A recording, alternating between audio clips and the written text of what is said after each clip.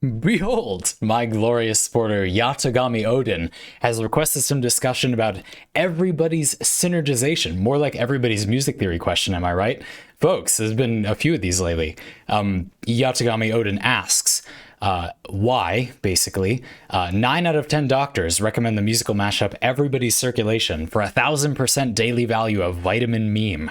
I'd like to request a parlay on your reactions to the mashup and thoughts on the subject of what makes songs go together. I'll read the rest right now because it's a good time. Music Buildcraft, TM, involves separate multipliers such as key, meter, and melody. Lyrics are perhaps the most mutable element, as evidenced by instrumental or karaoke tracks, and have their own subsystems, ABAB, ABAC, progressions of when you sing a certain part of the song or melody, etc.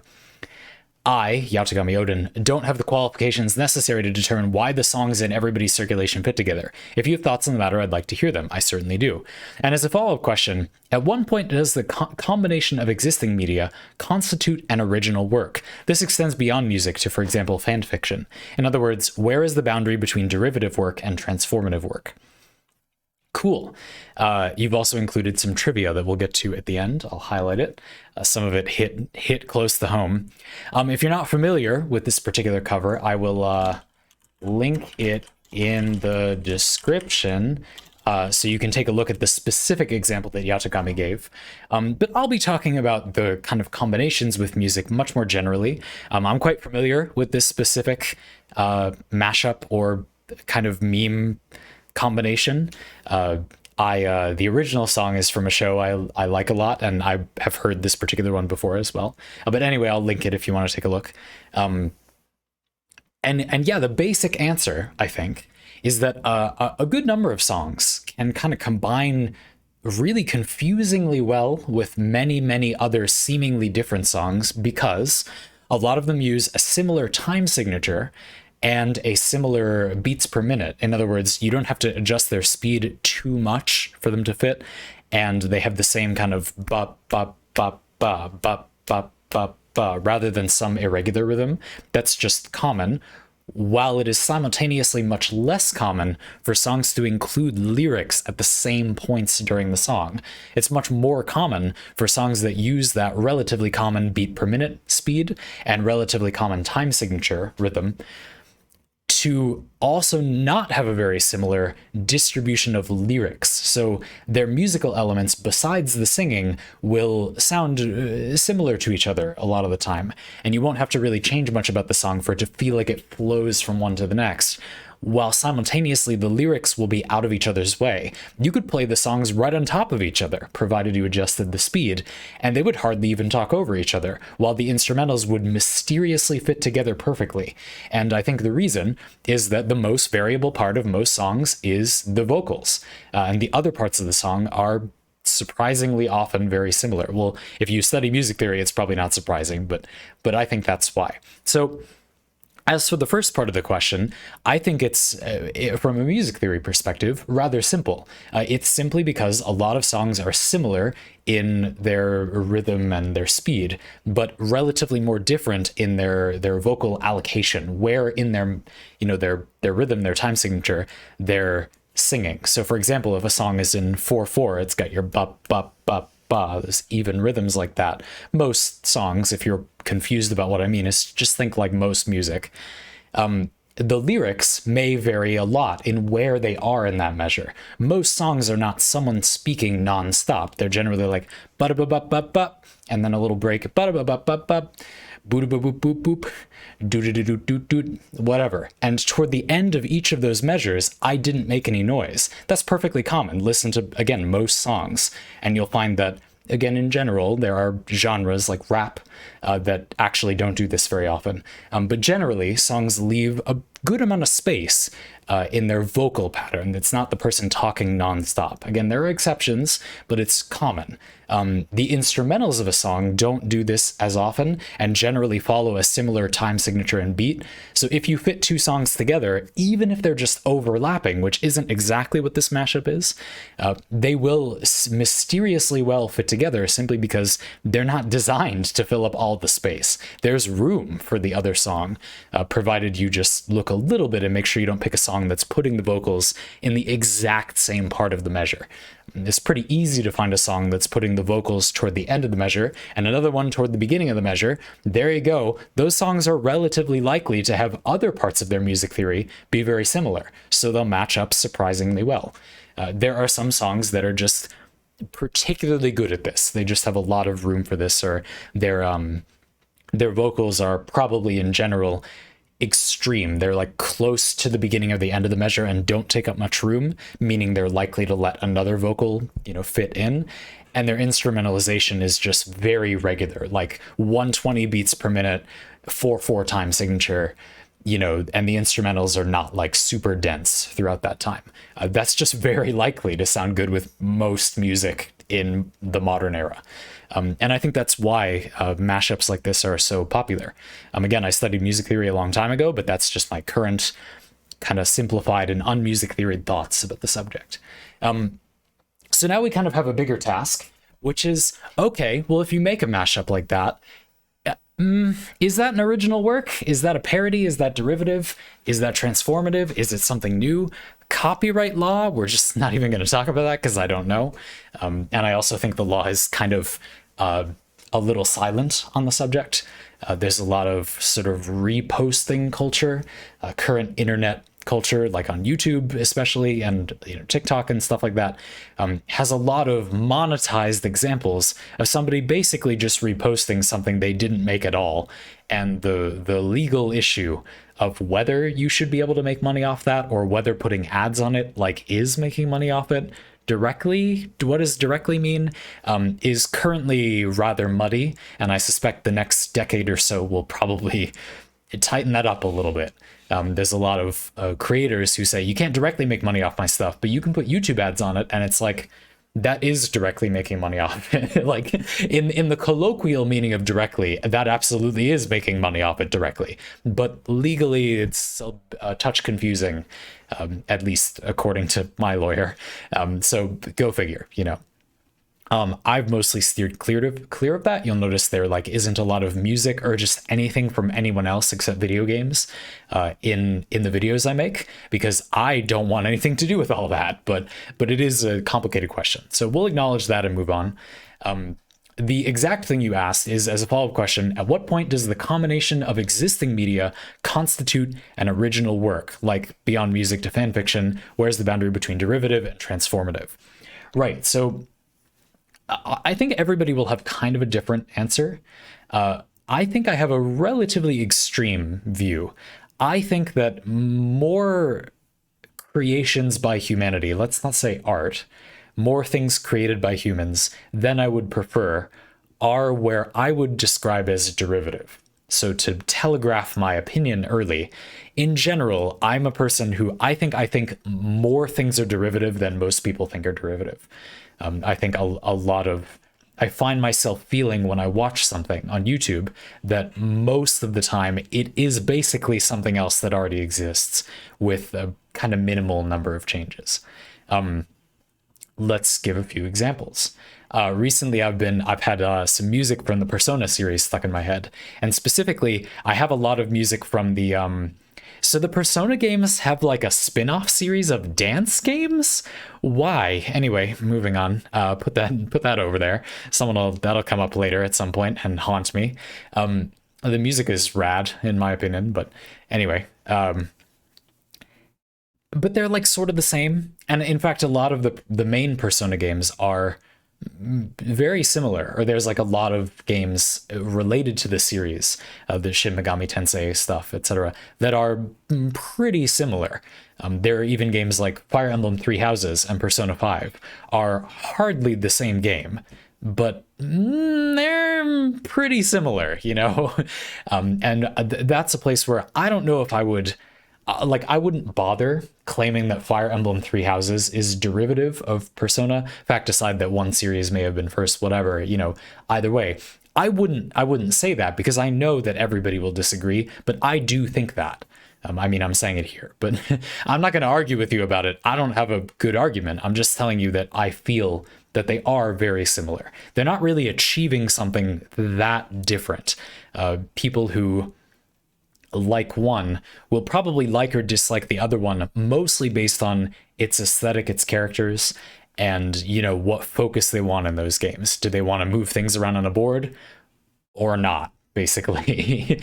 And beyond that, yeah, I think Persona is significantly more story focused, in my opinion, which I like. I certainly like. I liked both games, but I like Persona 5 much more. I recommend it more, but I don't think it's like better per se. They're just like, if you wanted one of these things, but you want a different focus, someone did make a game like that and you could go play this one. But I'm not sure that I feel like it's really doing something new. It's just doing more of a thing that the other game does less of. You see what I'm trying to say? And again, I don't want to split hairs about like, but it isn't the same thing, because it's not the same thing. I'm just saying that to begin the discussion about derivative and transformative, my threshold for like something truly new is pretty high, I think, relative to most people. It has to be like not similar in many ways to other things. And this is not even necessarily good. Like, derivative things can be great. There are many times that a game, for example, comes out and I play a game and I think this element of this game, maybe the game is great and everything, but I think this element of this game, oh, it would be really cool if this was just taken just as is and put in a different game where it had a different context. That could be really interesting. That's a fun idea. Let's put it somewhere else and see how it feels there that way. In Disco Elysium's build system, the way you build your stats in Disco Elysium, and the thought cabinet, anyway, that if you play Disco Elysium, you know what I'm talking about. I'm just derping on the name. The thing where you can internalize thoughts, and while you're ruminating on them, you get a certain benefit, and then when you complete them, you get a certain other unknown benefit. You don't know it when you start thinking about the thought. Really interesting build decisions in a game that isn't really about those build decisions being like competitive meta of build options. It's really just more about preference, which isn't bad. I think that is a phenomenally successful part of Disco Elysium. But it would be really cool if a game did basically the same thing, was absolutely derivative, using that system essentially as is, but in a game with like a lot more combat, for example. I think that would be fascinating. That would be really interesting. It's not bad that it's derivative. Sounds kind of pejorative, you know? Now we're using all these words. It sounds bad to say something is derivative, and I don't really mean that in this case, but I do think it is derivative. I just think that's good a lot of the time. And being transformative is hard. Like, that's challenging. Making a movie that feels like a movie, but that isn't derivative of like most other cinema is just challenging. Like, it's hard, you know, or it's relatively hard. You can disagree about how hard it is. I don't know, or care, to be honest. But yeah, but you're looking for like a definition. So now that we've discussed the topic a little, and I've at least telegraphed like where I'm coming from, let's try to draw a line, right? That's what you want, or you would like that. You're probably not angry if I say like, but it's too hard to draw a line. You'd be like, yeah, sure, fine, but draw a line. Take the stick, put it in the sand, make a motion with your arm. Let's see a line. And I think that a good place to start is to think about the goal of the piece. Because in video games, for example, like, you could be super extreme for the sake of argument and say, well, okay, I mean, the appeal of most video games is like operating the thing, you know what I mean? Like, it's an interactive medium. Interacting is the video game thing, so it's derivative if the game is like interactive or something. Now, nobody would really argue that, but it makes the point that we need to decide which part of the experience are we looking to be transformative. And what I think is the kind of the result or the impact. I think that when evaluating art or creative works in general, it doesn't matter whether you consider it to be art, when evaluating a creation in general, it's I think often overlooked, and that can be a shame. It can be really helpful to think about what does it do, or what is it trying to do? What's it trying to be good at? And that's the place where I think most relatively similar works are the most different. In other words, there's a lot of games that are you queue up for the game, you do a run, you collect upgrades somewhat randomly, maybe the run is somewhat randomized, and then you die and you go back to the bottom and you lose most or all of that progress and you have to try to do a run again. There's a genre name for this kind of game that I'm not going to say, but you know those games. You don't have to say the genre word, it's not actually helpful. You might disagree on what it is, blah blah blah. Those games, when you put it that way, are very similar, but the way they're the most different, I think, is what they're trying to make the most enjoyable or play up or make you react to using that formula. The formula is pretty derivative. A lot of these games are often criticized for being very, very similar in their formula, but a lot of them do have different goals. They're at least trying to be doing something significantly different to the player by you playing them. Hades is trying to fuse story with that formula. It's trying to create a story where doing that type of gameplay fits perfectly into the story. It's not gamey, it just kind of is perfectly fused with that. And it kind of makes you feel like you're going on the adventure with Zagreus as you play and try to get out and die and try to get out and die. That is the story. And characters constantly comment at great length on how you're repeatedly going out and getting yourself killed and coming back. That is the story. Hades' formula is maybe pretty derivative, but its goal, what it's setting out to achieve, is, I would argue, transformative. I think that Hades has achieved that on a level at least far beyond what most games were trying to or were able to. So if you want that thing, in that way, I think Hades is a transformative game. If you evaluate it based on its genre or whatever, no. I mean, it's very similar, like technically, in the most meaningless way possible, to other games. If you've seen the gameplay loop, you've done this before, but what the game is trying to make you feel is transformative. And so I hope that's an illustrative example of how evaluating a game based on its goal, like, but why this game and not some other game, is just helpful anyway for a bunch of reasons, but does emphasize the differences between works. Most games are more favorably evaluated if you look at them like that. So that's where I would draw the line, is the game's goal meaningfully different? Or is it really just trying to give you the same experience as another game? For example, Fire Emblem Three Houses and Persona 5 are, from a gameplay loop perspective, especially on a high level, really similar. What they're doing is combining social interactions with characters you hopefully enjoy, and they're finding a way to combine that and make it feel connected to the character's performance in combat. In Fire Emblem Three Houses, you're a teacher. In Persona 5, it's you hanging out with your friends.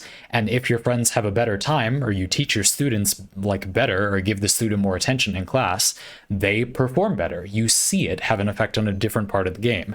And the idea, the thrust of both games, is that they're giving you a gameplay loop that does that. That's pretty similar, but exactly how you see that effect, well, that varies rather considerably. In Fire Emblem, for example, it's pretty common to use most of the people that you're with. And so if any one person among your class isn't having as good of a time, you notice, and they kind of are a piece that you need to think about when you're playing. Whereas in Persona, you can very easily never use members of your party, and they can just be kind of a story person, and they don't affect combat. The connection between the combat and the story is, I think I would argue, weaker. You notice in the gameplay, like exploring the palaces, you might notice somebody that you had a story interaction with a lot. You might learn an ability from them that comes up a lot. I think Persona 5 does a good job of that, but directly noticing their strengths in combat, not really. That's not really a focus of the game, I would argue. Sometimes there's some exceptions, but mostly no. And a lot of them are pretty superficial. Whereas in Fire Emblem, I guess it's not that they're not superficial, but that is much more of a focus of the game. Fire Emblem is trying to be chess, and Persona 5 is not remotely trying to be chess.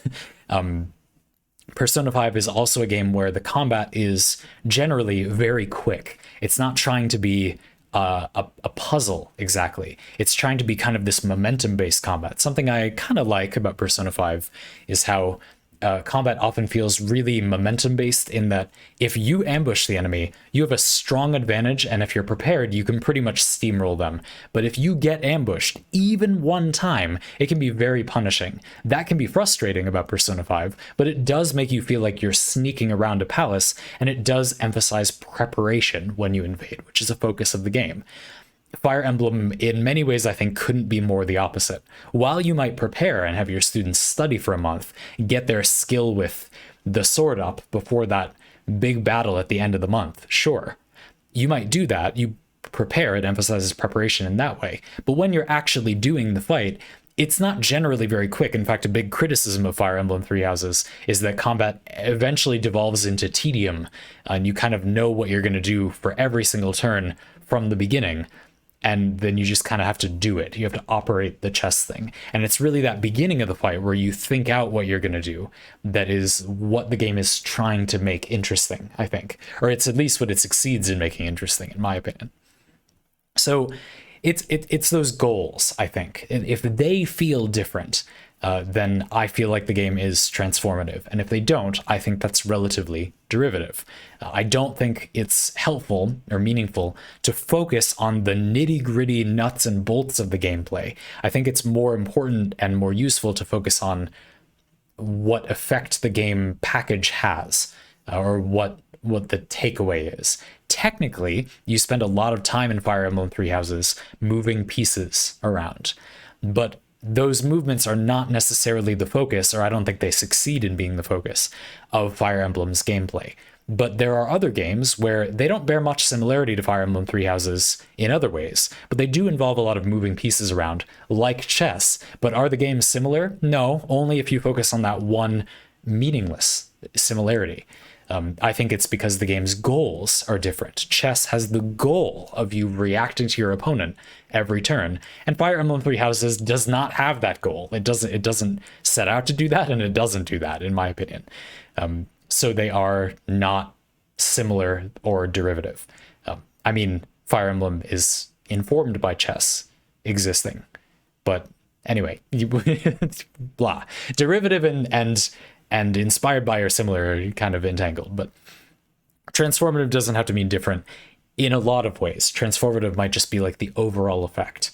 There are really subtle differences that can have a transformative effect on a work. Directors directing really similar movies in different ways. Writing a book or a type of story with just a very small change in the style or the approach.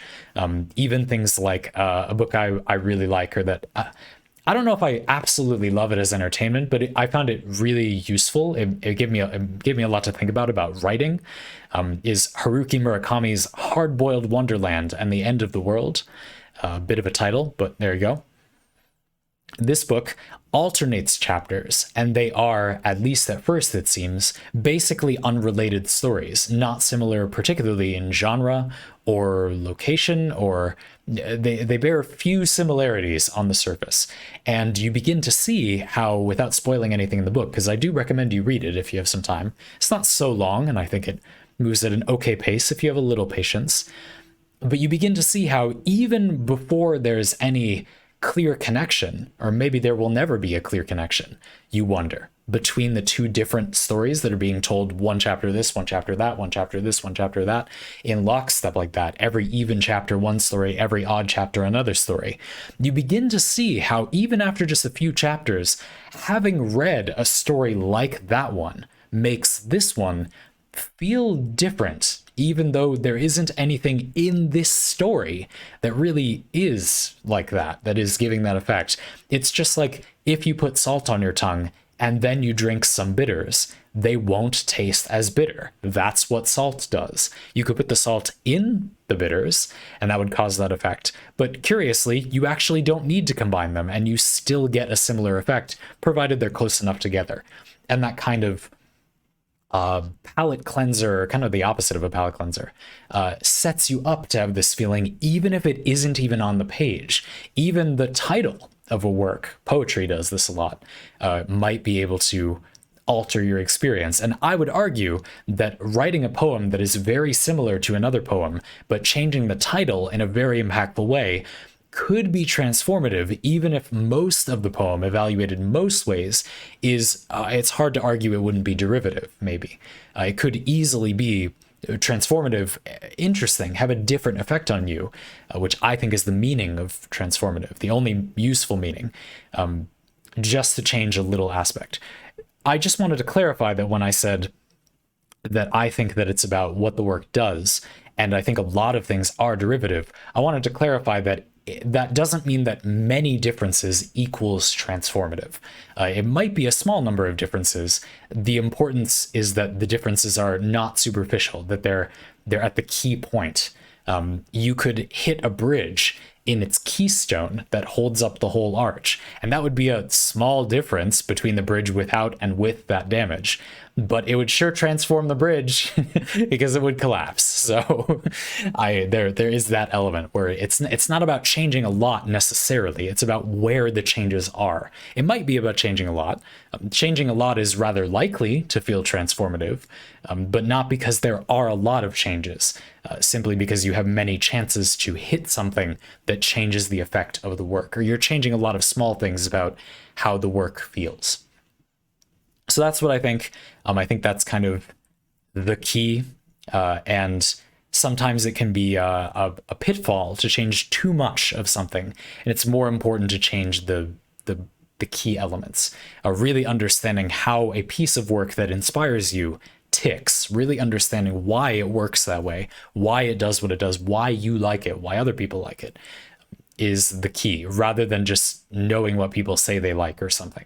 You need to understand why it works. What's so different about God of War's narrative compared to every other story-based, game with third-person combat or whatever? What is it that they're doing so differently? It's not that it's just really polished, although that's very nice. What is it that is being done so differently? Personally, I feel like I know, but something to think about. Cool. To finish up this parlay, there was some trivia from Yatogami about everybody's synergies, everybody's music theory question, everybody's circulation. This one hit me close to home. The artist for the original song, Hanazawa, is married to the voice actor Kensho Ono, who did Slain Troyard from Aldnoah Zero, we'll get back to that, Diluc from Genshin Impact, and Giorno Giovanna from JoJo. 3 characters I have a very long relationship with. Let's briefly talk about them. Diluc from Genshin Impact. Diluc is the owner of a winery in Mondstadt, which is the nation of Anemo, the wind element, the place where you start out your journey in Genshin Impact. And Diluc is kind of like fantasy fire Batman with fire. He's kind of an edgelord, but he's like really hot, and he owns a winery, and he's cute. And I seem to be completely cursed with endless copies of Diluc. If you've been watching us play Genshin Impact, you know that I cannot stop getting Diluc.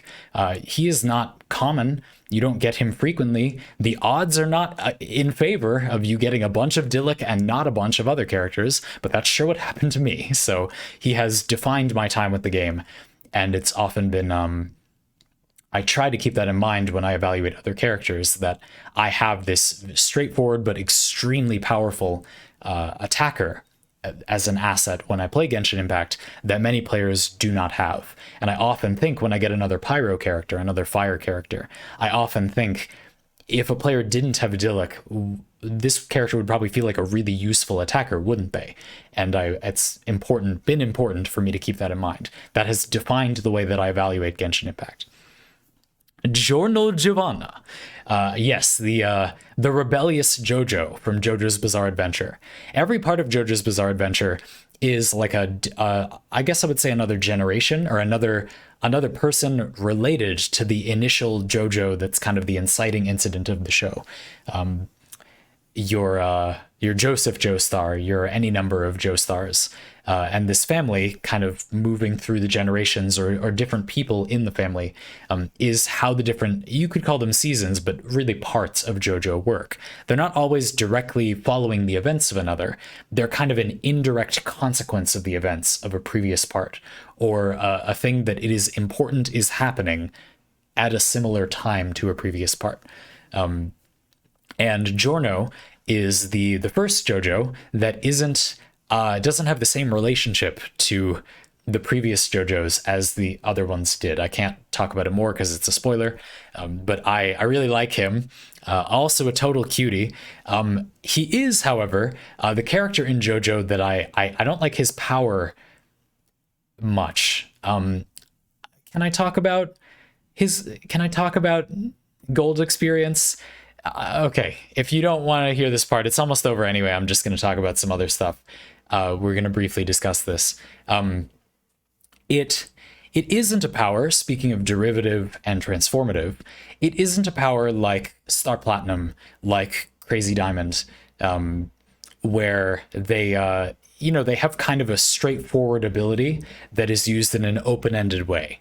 No, Gold Experience has a very unstraightforward ability that the writer takes, in my opinion, way too much enormous creative license with. Gold Experience can touch things and imbue life into them.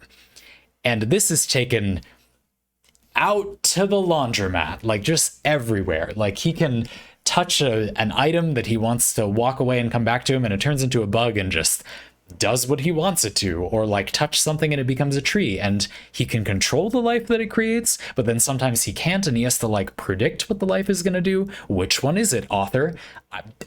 This series has no answer.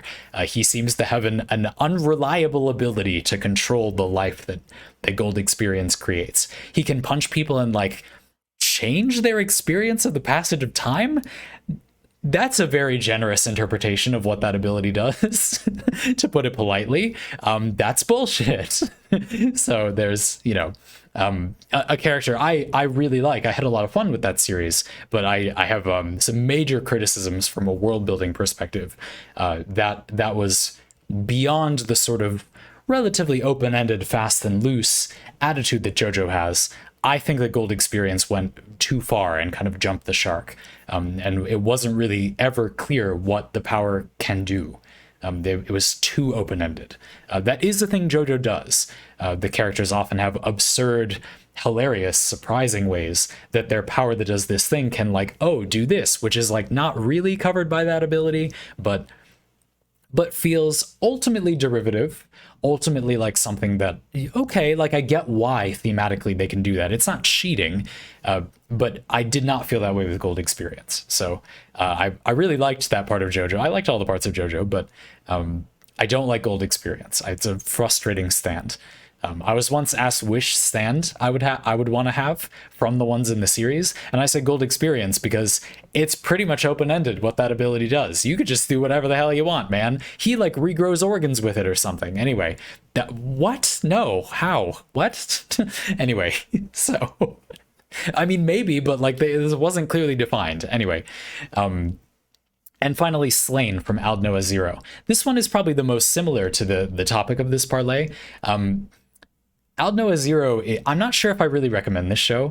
It has a lot of things that I found fun as popcorn entertainment, but it feels very... I do think it's a really derivative show. It's not trying to do anything even remotely unique, in my opinion. It's doing things that many anime do, and it's not doing them in a particularly unique way. I just happen to like... or find popcorny and entertaining for their own absurdist sake a lot of the things that happen in this show. It's not, Slain is your uncharacteristically authoritative child, like the anime trope of like 15-year-old put in a ludicrous position of authority. Actually, both, the male leads in the show are like that. It doesn't really make sense why, anyway, like a child or people that age would have any of this authority or act like this at all. That doesn't make sense. But it's very derivative. It's kind of, the show is saying, because anime, shut up about that. A really interesting thing about derivative works to me is how sometimes a work being derivative is used to kind of get out of the way what would be sort of a storytelling concern. And it's meant to be understood that like, come on, viewer, you're watching this show. we know you've watched a lot of other anime, so you'll just accept this. It doesn't make any sense, and we're not going to try to make it make any sense. It just shut up, man. And a lot of audience members are like, yeah, sure, fine. Like, I guess, you know, it's a problem for the show, in my opinion. It would maybe make it better if they did something about that. But yeah, I don't know. They just sort of don't. A show that I feel like is very similar to I'll Know Zero's like goal. In other words, they're very derivative shows of each other, even though they like superficially look pretty different. Again, it's that key thing, like, but what is the goal of the show? Is that different? And the answer is no. So I would evaluate them as derivative. I'll Know Zero and oh no, what's it called? I just had it. Not Guilty Gear, Guilty Crown. Yes, that show. They're not, if you watch those two shows, you might briefly think, what are you talking about? But kind of zoom out from the specifics a little bit. It's the same show. Like, they're the same show. They're all about like ultra specific kind of techno magical mechanics of things, mecha or the weird power in Guilty Crown, with a lead character that is a princess, basically, or not, but basically with a bizarre relationship to the plot, the MacGuffin princess trope,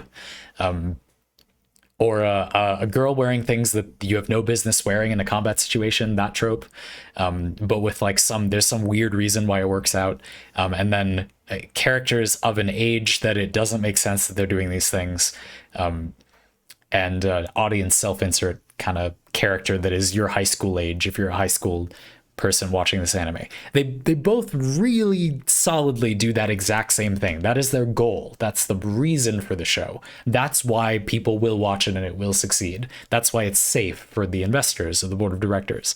That's why the show exists. Specifically, they're kind of like different flavors, but you know, the ice cream base is the same. They're just like vanilla and bourbon vanilla. Now, I like the bourbon vanilla better, but it's the same damn thing, you know?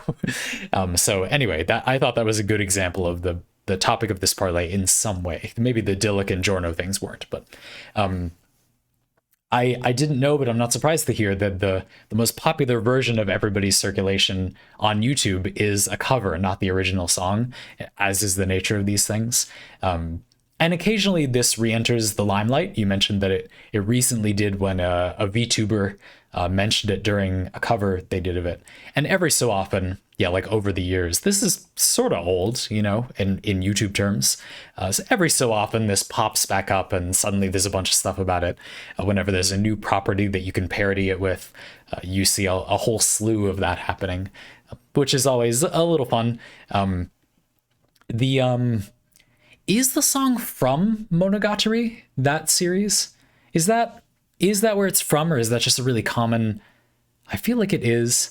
Anyway, I don't know why we would talk about this again, but the character at the beginning of the cover that is in the description, that Yatogami specifically is referencing, is a character I have much to say about, potentially. So anyway, weird little Nadeko, right? Is always the character I remember when I hear this song. I picture that picture of her that is at the beginning of the song, and I think, that heckin' character again. And I sort of scowl and have some grumblings and then move on.